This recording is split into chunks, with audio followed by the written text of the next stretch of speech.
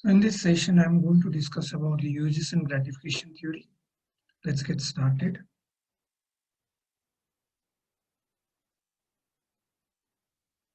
The uses and gratification theory discusses the effects of the media on people. It explains how people use the media for their own need and get satisfied when their needs are fulfilled. In other words, it can be said that the theory argues what people do with media rather than what media does to people. So the focus is largely on how people consume media, and in order to gain some kind of satisfaction other, and they define their own needs, and in order to fulfill those needs they try to use media in different ways. So the argument is largely around people rather than on media as far as uses and gratification theory is concerned. So in this theory has a very user and audience-centered approach uh, as it is projected. Even for communication, say interpersonal, people refer to the media for topic to discuss among themselves. So somewhere they try to bring in media to people, or you and me or the consumers. We try to bring in media and say, for example, we want to connect to somebody who has been a huge television series fan, and there has been a long gap between you and him or her as far as communication is concerned. And then all of a sudden, the new season of Breaking Bad or the new season of Game of Thrones comes into picture, into the scene, and then you use the context of the conversation of around the new season of Game of Thrones in order to connect to that person. So by referring to the media, they constantly try to gain more knowledge and exposure to the world beyond their limited eyesight. So our perspective around the things about the world would be limited if our focus doesn't get shifted to how much we are consuming in terms of media content to gratify ourselves. And the whole gratification process is cumulative, and it is completely dependent on how we are using media to the best possible way, um, and how we are trying to define our own needs in order to fulfill them through the mediatized channels. There are several needs and gratification for people. The categorization has been done as far as needs are concerned into 5 ways. Okay, the first one is cognitive needs, affective needs. Third one is personal integrative needs. Fourth is social integrative needs, and fifth is tension-free needs. And audience categorization or classification can be done looking at the needs and the kind of values that get associated with this in terms of the process of consumption. So cognitive needs, people use media for acquiring knowledge, information, facts, things that got to do with the mind, okay, things that adds value in terms of knowledge acquisition. So among the audience, some have the thirst to acquire intellectual and academic knowledge. People are curious by nature, and some people are more curious because they are hungry for more knowledge, and they use media in order to, you know, um, fulfill those sort of cognitive values and needs that are there. And this is not a very common phenomenon. People tend to use media for different ways, and one of them would be the cognitive needs. Different people have different needs. For example, quiz programs on television give on factual knowledge to more about current affairs. People need to watch news regularly. Search engines on the internet are also very popular, since people can browse on any topic easily under the run with no time restriction. Okay, so we tend to consume the kind of content that we want to consume depending on what is our need. So within cognitive need also, people tend to value certain kind of programs over the others, or spend their time consuming different kind of media. Sometimes some people like to spend time playing games, and they're interested about game theory or how a game is developed. Some people go online and browse for hours and hours, reading research articles, or going to the internet and checking out videos about a particular topic. There are few people who, you know, are interested in quiz programs because those are factual in nature, and in order to know more about what is happening across the world, people follow newspaper, uh, you know, or people follow television news. So in order to define your own need, you need to look at what kind of consumption uh, you tend to gravitate towards. Then affective needs, it includes all kind of emotions, pleasure of the people. People use media, say television, to satisfy their emotional needs. Okay, because television media offers daily soaps, offers cinema, offers music, offers various kind of entertainment programs. So it, it kind of offers you an assorted mix of what can be called as emotion, pleasure, and needs of the people. Okay, so the best example would be when people get emotional, or sometimes even they cry for a sad scene while watching a movie or a soap opera. I remember while growing up in the 90s when, um, you know, daily soaps in Hindi entertainment channel was the talk of the day. So many women, in our communities or in our colonies would constantly discuss about the characters or about the sequence developments that are happening or things that are happening within the serial, and they would have different kind of conversations around that, and sometimes people get overwhelmed while watching some series or some soaps. So your affective needs are fulfilled by the television media because it caters to emotional needs. Personal integrity needs, this is the self-esteem need.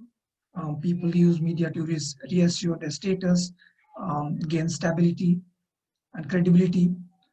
So people watch television and assure themselves that they have a respectable status in the society because they feel that they are aware about what is happening across the world and they are well informed. And television, media, or newspaper or magazines, they kind of allows you to integrate into the society and retain a higher status quo in the society. That people, you would be respected because you're watching news. You'd be respected because you're an editorial piece in the newspaper. Um, you're well informed about everything in the society. So people who are conscious of their status or they want to gain some sort of a credibility or stability in the society as far as how people perceive or look at you know you as an individual. So you try to fulfill the personal integrity needs in that way. For example, people who watch advertisements in the media like jewelry ads, furniture ads, apparel ads, and buy these products so that they can change their lifestyle.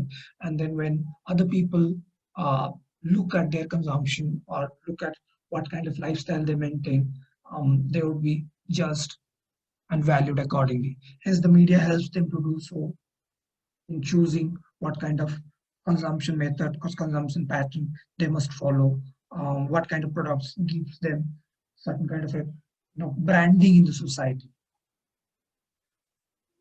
Next one is social integrity myths. It encompasses the need to socialize with family, friends, and relations in society. For social interaction nowadays, people do not seem to gather socially during weekends. Instead, they have turned on to social networking sites on the internet, such as Facebook, Twitter, Tumblr, Instagram, to satisfy their needs. So you don't stay in isolation. As individuals, we don't stay in isolations. Otherwise, we would have been an island in ourselves. Because we are called social animals and we tend to interact or engage with society. We would often require the need, or we would often have the need to socialize with family, friends, relatives in and around. And now what is happening is after advent of social media, people are not interacting with themselves physically. Rather, they are focusing on social media networking sites and they're sharing content constantly for the nears and dears or those people who are known to them in order to have a conversation around that. So the web media, the social media has become that space for interaction and engagement. So the socially integrity means that you want to be socially integrated into the society and your basic needs are fulfilled in that way. Another example is people may start watching a particular program not because they have any self-interest, but because their neighbors, friends watches it, um, such that both the parties may have something in common to discuss. An example again, I'll go back to, you know, Game of Thrones. So you would see that people are sometimes forced to, you know, watch particular episode, particular program, and let's say in this case, Game of Thrones, because if you are not a Game of Thrones fan, many a times you would be outcasted based on the kind of conversation. Because if the season begins or there is a pre-season discussion that is going on, um, then everybody in the college or everybody around you in your age group would be discussing about that. So you might just get left out. So there is a pressure in order to be socially integrated. So you kind of consume certain kind of content. And in this case, you know, different episodes of Game of Thrones or different seasons of Game of Thrones. So you're well aware about what is happening in the story or in the narrative, and you can write chips right in into the kind of conversation rather than being left out whenever there is some kind of a discussion or the other that happens around that topic. Then tension-free needs. People sometimes use media um, as sort of an escapism from the real world and to relieve from tension and stress. This is how mainstream media also offers you a lot of junk content, is what I would feel and say, and what creates that kind of an atmosphere where you feel that you can escape from the real world problems into a fantasy world, and that relieves you of any kind of tension. For example, people tend to relax watching television, listening to the radio, surfing the internet, etc. In fact, media has the power to grab audience mind since it makes them feel connected with the situation and characters emotionally. That's why, you know, you tend to gravitate towards massy films or, you know, content which is popular in nature. The popular and the massy content often gives you that route to escape. It offers you protagonists who you dream to become like, though you cannot become like in real life. So your affiliation with the star on the screen tends to gratify you subconsciously because you tend to relate to the character emotionally. Note that the needs are specific in nature to the individual, and how media satisfy the need is subjective. For example, some people may watch news to relax while others may get tensed or agitated by the same. The media is the same, but people use it for different needs. You know, um, I can use series or television series in order to do a serious study that could help me gain some kind of a scholarship in the university, whereas you might be watching the same content in order to just kill time, or you want to use it for entertainment purpose. So it depends on how you want to look at it. Sometimes you just need to relax, and the same content can make you relax. People watch a lot of violent content and gratify, you know, their entertainment needs, whereas the people do get tensed and agitated by looking at those kind of content. So it's also subjective in nature. Um, on television, most people watch a reality show nowadays, not because it's popular, because of the following reason. It is more realistic. It is a perceived reality that is offered to you. Most of the reality shows provides some kind of entertainment or the other, or entertainment becoming the primacy of reality shows these days. That's why those kind of people who are brought in sometimes are popular, or sometimes certain kind of a drama is brought in because that could bring in some kind of interest within the audiences, and the response or the feedback to those kind of shows or programs can be better. There are new concepts cropping up every now and then on reality television. You can see that. Then viewers can participate as well as in many ways while sitting at home. You know, that you send in some kind of polling or SMS, um, participate in some kind of polling, or, you know, send an SMS, and there could be a lucky draw and you could be a winner, which is something that KVC used to do back in the day.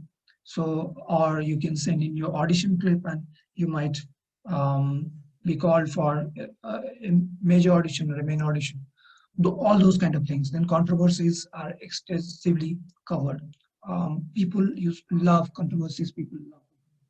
That's the reason why programs like Big Boss and Big Brother exist in the first place, or, you know, Roadies, MTV Roadies has moved from being a youth awareness adventure show to a show which is full of controversies or splitsvilla or whatever you want to say, any kind of examples that you would like to look at.